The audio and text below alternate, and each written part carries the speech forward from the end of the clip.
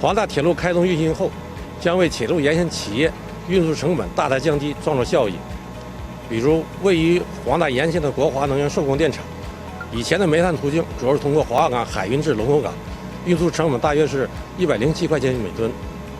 改为铁路运输后，每吨可以降低43块钱，年可以降低运输成本约1.7亿元。